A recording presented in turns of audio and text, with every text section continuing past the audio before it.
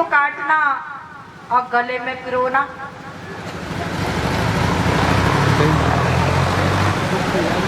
जब भगवान बुद्ध जा रहे थे, लोगों ने कहा महाराज इस जंगल में मत जाना, इस रास्ते से मत जाना, यहाँ तो बहुत भयानक डाकू रहता है, खतरनाक है। वो अंगुलियों को काट काट करके सबको अंगुलियों से खाली कर देता है।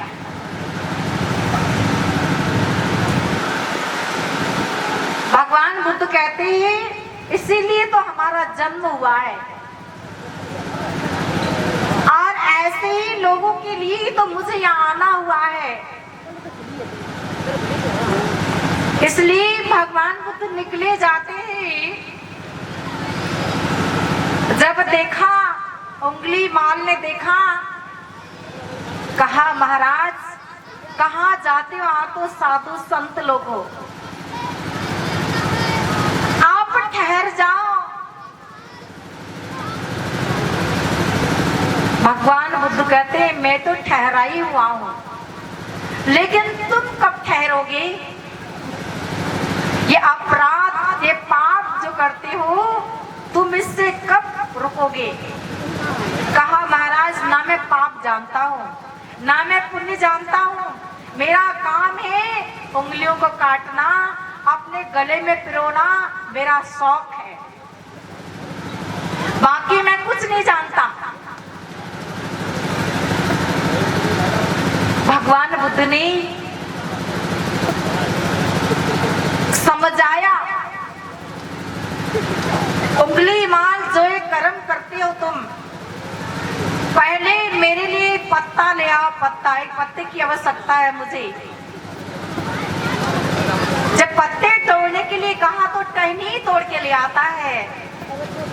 जब टहनी तोड़ के लाता है, भगवान बुद्ध ने कहा मुझे तो एक ही पत्ता चाहिए, मुझे टहनी की आवश्यकता नहीं है। एक पत्ता तोड़ करके कहा जाओ, ये टहनी जहां से तुमने तोड़ी वहीं पर जोड़ दो। कहा महाराज असंभव है, असंभव है, जहां से मैंने तोड़ा वहां जोड़ना मेरी बस की बात नहीं है, मैं नहीं जोड़ सकता।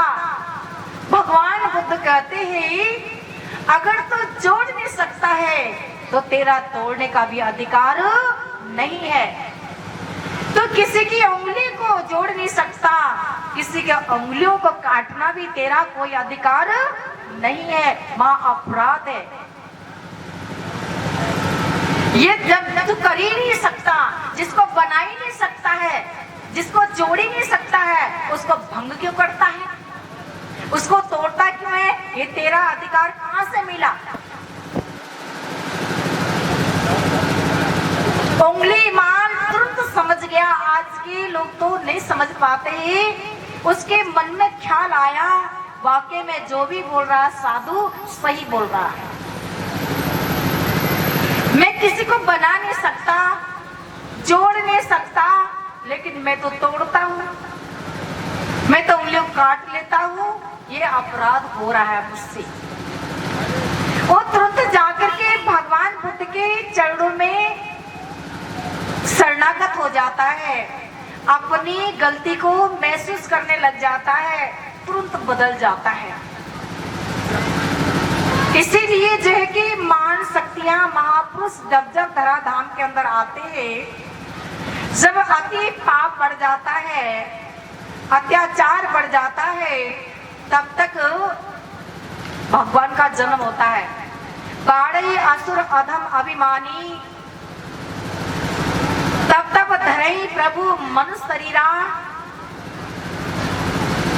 जब अधर्म बढ़ता है, पापी बढ़ते हैं, तब प्रभु मनुष्य शरीर धारण करके आते हैं। अब मनुष्य शरीर धारण करके ऐसे लोगों से पृथ्वी को, भक्तों को संसार के हाहाकार से छुड़ाने का कार्य महापुरुष करते हैं। उनके दिलों को बदल देते हैं, उनके मन को बदल देते हैं। ये होता है महापुरुषों के हाथ में ये कार्य होता, महापुरुष के हाथ में। उनके पास कौन सा जादू था, कौन सी ऐसी कसौटी थी, कौन सी चीज थी जो उसके हृदय को बदल दिया, उसके हृदय को परिवर्तन कर दिया? क्या कैसे बदल दिया? मार के बदला या गोलियों से बदला? कैसे बदला? उससे बदला प्रेम से। इसीलिए कहा ये तो